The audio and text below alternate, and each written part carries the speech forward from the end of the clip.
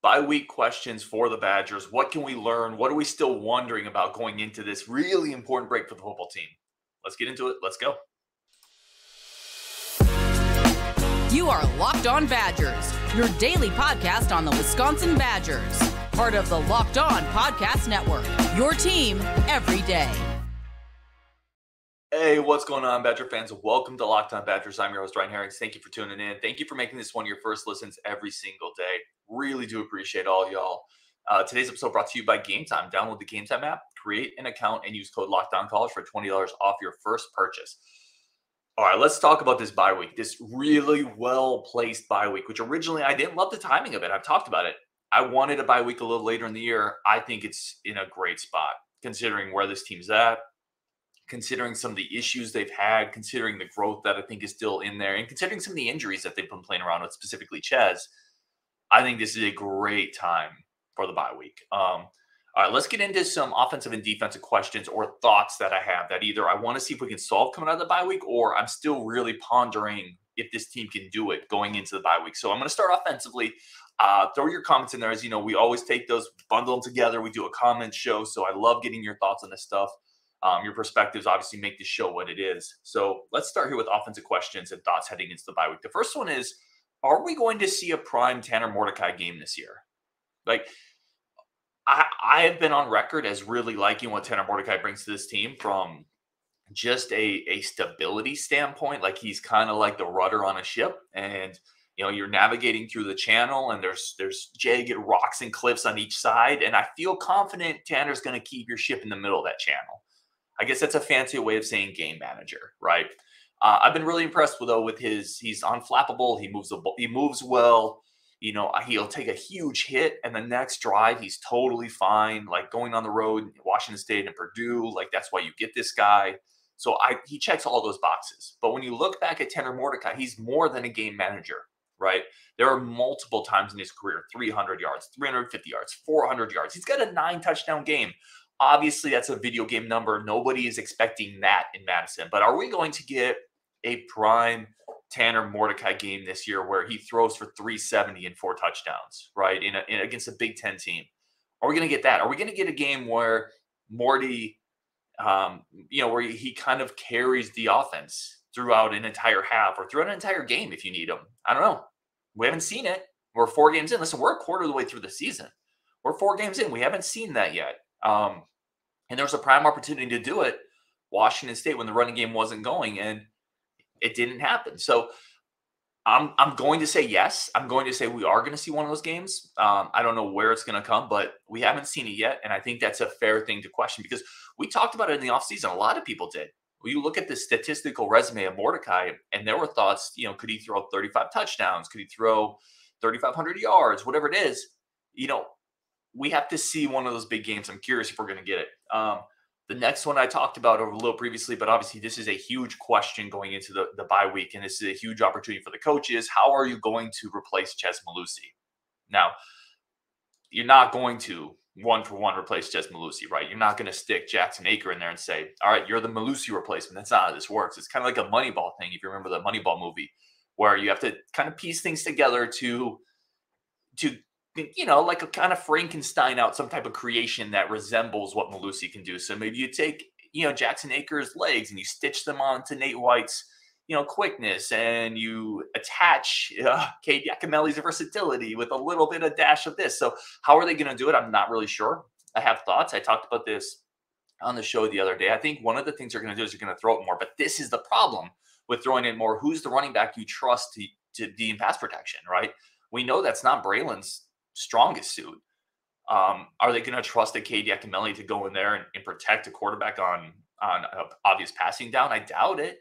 You know, Jackson Aker's probably a better blocker, probably. But listen, let's be fair. Everyone has said, well, he's a fullback. He's probably a better block. Being a fullback is different than being a pass protector, right? Certainly there's similarities, but you have to have a level of situational awareness. I'm not saying he has or doesn't have it. I'm just saying just because he has a fullback background doesn't instantly make him a great pass protector, right? We don't know is the answer. He could be, but we don't know. That's the answer. So what are they going to do? You know, are they going to give Braelon some more carries and reps? Yes. I think that's absolutely a part of it. It can't be all of it because you're going to wear Braelon down. We've seen that. So you give Braelon a few more. I think you throw more. I really wonder, I talked about this, if maybe when Riley Nowakowski gets back, he's a little smaller than the typical tight end. Could he just be your blocking running back, right? On obvious passing downs. Is that crazy? I don't think that's crazy. We'll see. I'm very interested to see how they approach pass protection without Mellusi in there, without overloading Braelon Allen. It's something that we gotta watch, and it's something that's one of the reasons this is a great time for the bye week to let the coaches figure that out. Next question going into the bye week: solidifying the receiver rotation, figuring out roles. Listen, we went into the year, and how many receivers did Phil Longo talk about? We're going to get X number of receivers involved. 6, right? That was the number. We're going to get 6 involved, and it was the guys on the depth chart plus Keontez Lewis. Keontez Lewis is obviously gone. Now 5 almost seems a little much, right? When you look at the passing game, you look coming off a game where I think Mordecai completed 17 passes. Is that correct? Not a lot, right? And you start thinking about divvying those up between 5 receivers. You start to wonder if 5 is a little too big of a number, right? And you look at this rotation. Obviously, DK has established himself as receiver 1. Pauling has an automatic role in the slot. And then you have 3 guys, right, with CJ Williams, Bryson Green, CJ Williams, Bryson Green. I'm blanking. Oh, and Skylar Bell. Yep. So you have these other 3 guys who really haven't been able to carve out through 3 games through 4 games, a consistent rotation, a consistent role. CJ Williams broke out last game, but prior to that, he'd been kind of quiet. Bryson Green has been able to find his footing at all. Skylar Bell's had those 2 huge drops, but in between, he's looked pretty good, right? Explosive on some of those shorter plays where I think he can do a lot of damage. So how do you solidify that rotation going forward when 3 of the guys have been plagued with inconsistency? I think Pauling checks the box. He is what we thought he would be. Get him the ball more, please. DK, everything I thought he would be, and even a little bit more. He looks fantastic. But I never really had doubts with DK. I thought he would be receiver 1 or 2 coming into the year. Where I was wrong is I thought Bryson Green would be that other receiver 1 or 2. He's been MIA. So solidifying this receiver rotation coming out of the bye week, I think is really important. And I don't know how it's going to go. Like, I really don't know. I expected this to be more fluid. I expected more completions. I expected these guys to eat a little bit more. I like what CJ did against Purdue. That could be a bit of a springboard going forward the rest of the season. Maybe he's that big-bodied third down possession receiver that we thought Bryson Green would be. I don't know. Sky has to catch those deep passes. So you got 2 answers, right, with Pauling and DK. We got to see what the other 3. My last kind of offensive question thought heading into the bye week is offensive line, offensive line, offensive line, offensive line. 2 things here, 2 big things here. It gives Nelson an opportunity to just, right, breathe. One of the things we talk about on this show a lot is you're never as bad as your worst film or never as good as your best film. He's not as bad as he's shown at times this year, right? That Washington State film, that's not Jack Nelson. We've seen him for several years, and maybe he's not a first, second, third, fourth round offensive tackle in the NFL. He's not that, though. He's not a guy that can't hold up at all. So I really think this bye week is maybe an opportunity for him to just, like I said, take a breath. You're all right. Let's get back to the fundamentals. Let's focus on that. And let's establish some level of consistency for the rest of the year. Let's eliminate some of the silly penalties. Let's get into more of a rhythm that you're used to. So I think that's big. And then obviously Renfro coming back potentially is the big linchpin to moving all these chess pieces on the offensive line around, because you stick him in the middle, and I want to get to this in a second. But what does that do? I want to get to Renfro in a second specifically, but what does it do for the rest of the line? Now you move Bordolini to guard where he's better. So you're improving at 2 spots by adding Renfro. Renfro at center, the snaps get better. And what did the snaps getting better do? I think they helped the timing of Mordecai. Like, everything could get better with Renfro in the middle. That's not an exaggeration, right? Everything could get better. Your guard play is going to get better. I think your timing on the passing game is going to get better with Mordecai. But all of this hinges on how ready is Renfro. Renfro's missed a lot of time with injury. So don't be surprised if you stick him back in there and he doesn't look like the center you've been expecting, the center that you beat LSU out for in the transfer portal market. Now, if he is, and he is that guy and he can plug and play, I think the offense instantly is a couple notches better. So I'm excited for that one. Those are my offensive question marks and thoughts heading into the bye week. Coming up defensively, where can we get better, and where do I know? I don't think we have a lot of room to get better at coming out of the bye week. That's coming up next on Locked On Badgers. But first, Today's episode brought to you by Gametime. Listen, anyone who knows me know that I'm kind of a logistical nightmare, right? I don't plan at all. I don't really plan ahead. I don't really plan immediately. I do many things on the spur of the whim, which is why I once tried to map out a pond on a canoe, like an old school what's a term for a map maker? I should know this because my grandfather was actually one. But I actually tried to go around a pond with a map and draw it out with like a pencil and a paper and try to see how close I could get to the actual satellite picture of the pond. I was very far off. It turns out that's a really hard thing to do, but it speaks to my level of inability of planning, which is why Gametime is the perfect app for me to buy tickets, because you can do last minute sales, flash sales. You no longer have to plan months ahead with Gametime. They are the fastest growing ticket marketplace in America because they have an incredible selection. They have pictures of the seats, flash sales, and last minute ticket deals. Take the guesswork out of buying tickets with Gametime. Download the Gametime app, create an account, use code LOCKEDONCollege for $20 off your first purchase. Terms do apply. Again, create an account, redeem code LOCKEDONCOLLEGE, LOCKEDON for $20 off. Download Gametime today. Last minute tickets, lowest price guaranteed. All right, let's get back into our bye week content here. And again, really important time for the bye week. Let's get into some defensive questions. I think the first one's obvious. I just talked about it, but Muma, right? We got to come out of this bye week with that inside linebacker rotation, and Muma Nanjameta figured out a little bit more. You're coming off a game where he played one snap, and for one of the guys who is going to be one of the better players on your defense. He's absolutely one of the most physical point of attack defenders. He's a guy who can stack and shed blocks. He's a guy, by the way, do you see how well Purdue ran in this game? I know that I don't think Muma is the greatest guy in space. I bet you if he's out there at middle linebacker for more reps, playing the way he normally plays, Purdue doesn't run to that level, right? They don't gash Wisconsin quite as well. Muma has a physical presence. He's able to rush the passer straight line.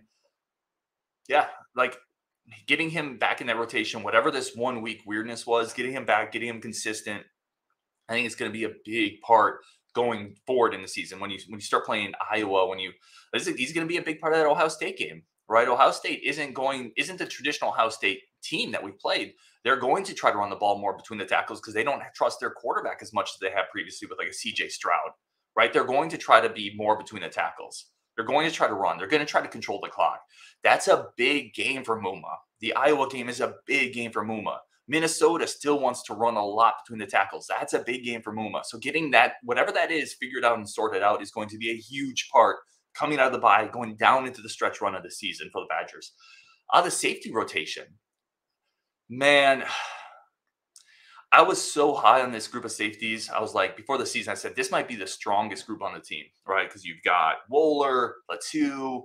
Obviously, you're going to have Blaylock in there. Zachman, I like Austin Brown, Braden Moore. And it's been a little iffy, right? It's been a little iffy. There's been a lot of missed tackles. Even Wohler. Now, Wohler has been great, right? He's been a stalwart at 3 levels for this team, but he's missed some tackles he shouldn't either. But on the other side of him, it's just been craziness. Like, Latu is basically out of the rotation. Zachman started last game. I really like what Zachman does, but there's some growing pains there. Travion Blaylock's been in and out consistently. I think they just got to figure it out. And if it's Zachman, this is a great time, again, talking about the bye week, a great time to get him more reps and continue to kind of help him grow and ascend to this higher role on the defense. So I like going forward. I like Zachman paired with Wohler. I think Zachman is a little more steady. Latu's the better athlete. Latu's a great athlete. Big, fast, long, physical, strong. That's why he was a starter. That's why he came over last year and played right away. He's a different type of athlete.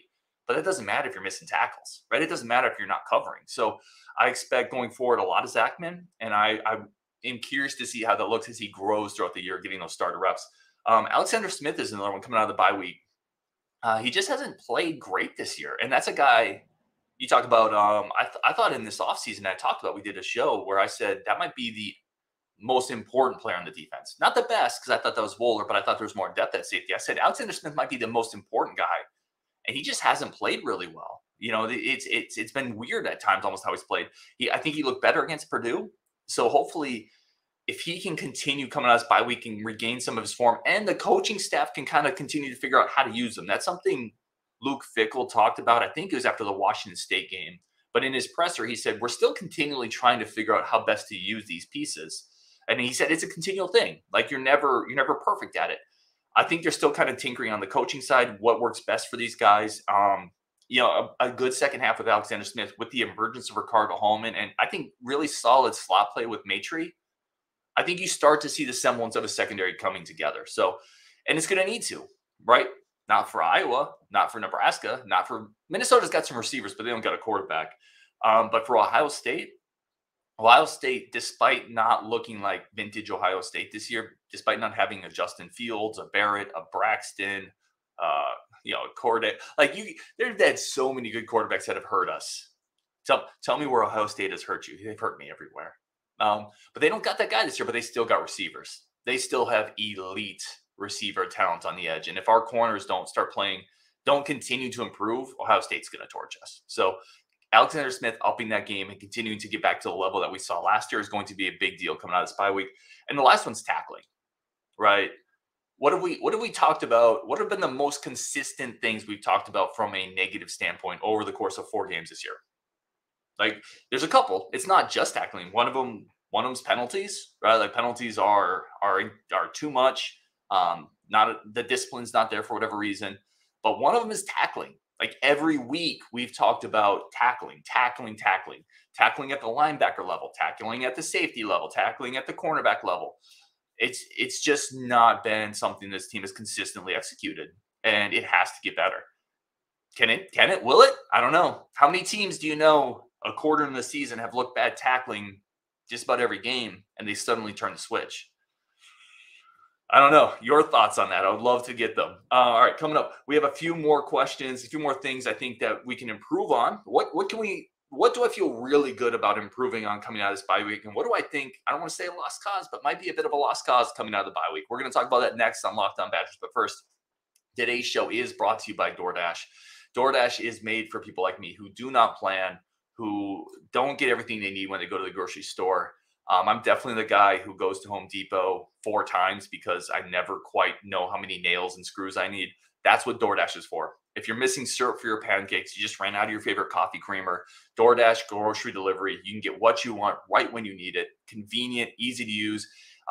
It's there for you, whatever grocery store you want to use. They have the ability to pick your grocery store, get everything delivered right to your door, and it's great on value. Save money on all your restaurants with a $0 delivery fee. So you're not paying anything for delivery with the DoorDash membership. And best-in-class customer support. DoorDash delivers groceries exactly how you want it, and you get 50% off your first DoorDash order, up to a $20 value when you use code LOCKEDONCollege at checkout. Limited time offer, terms to apply. That's 50% off, up to $20, no minimum subtotal, and 0 delivery fees on your first order when you download the DoorDash app in the App Store and enter code LOCKEDONCollege. Don't forget that's code LOCKEDONCollege, 50% off your first order with DoorDash. All right.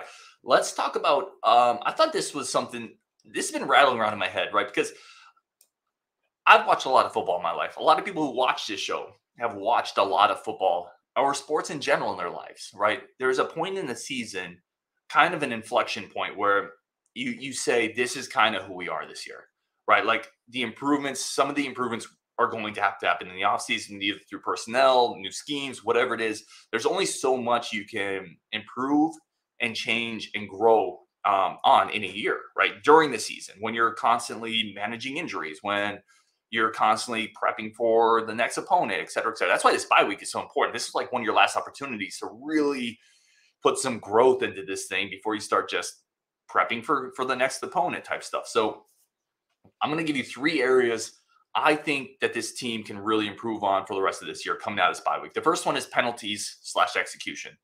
I think that's an obvious one. Listen, this is new for everybody. Okay, this is new for these coaches, being in Madison, being in the Big Ten. This is a new environment for them. A lot of these coaches we're not all from the Cincinnati staff. So everybody's still, even if there's a familiarity there, everybody's still learning how to work together, how they're going to handle certain situations. That doesn't come instantly, right? Imagine a time you were thrown together with a bunch of other really competent professionals. Even if everybody's competent and everybody is there for the right reasons, the synergy and the chemistry doesn't immediately happen, right? So I think there's going to be growth here. Certainly, I talked about the coaches being new, but the players are also new in this scheme. So I think the penalties and the execution errors Wisconsin has seen, those are going to get better and better as the season goes on. I truthfully believe that. I think it's a little bit of, it's a new thing. Everybody's new. And the more reps you get in that, the better you get. Okay, so I think that's going to get better. Tackling. I actually think tackling is going to get better. And it's partially, I hate to say this, but it's partially because they're starting to limit reps of people who have had struggles. Like we've seen Kamoila too lose reps primarily because he can't tackle. He hasn't been able to tackle, right? So I think something Luke Fickell talked about specifically in regards to Preston Zachman is he brings stability. He's a stabilizing force. They're going to tinker and they're going to find the people that are going to tackle. And I think because of that, you're going to see tackling get better. I don't think this is ever going to be a great tackling team, but is it going to be the level of which we saw week 1, week 2, week 3? I think no. I think it gets better. I think they emphasize that this is a great time to put some pads on, pop some people during the bye week where you don't have to be so cautious with injuries. I think they'll really, really harp on it because it's been a huge deal. And they're going to find the players that are going to do it. So I do think tackling gets better, although this is never going to be a great tackling team. And offensive line. That's my other one. I think offensive line gets better coming out of the bye week for a couple reasons, right? I've talked about Renfro, but I honestly believe sometimes you just need a bit of a mental break. I think Jack Nelson has needed that. I think he's better than what we've seen. He's going to be better. I really do believe that. I think Nelson gets a little better. You put Renfro in the middle. I would love to see Trey Weddy get some more reps. I think he's looked really good. But Renfro in the middle by himself solves your snapping issues. It makes you better at guard because Bortolini's now a guard. I think Nelson's going to continue to get a little bit better throughout the year as he just kind of calms down and settles into the system. And with Renfro back, your depth gets better, right? You go from 6 deep to 7 deep.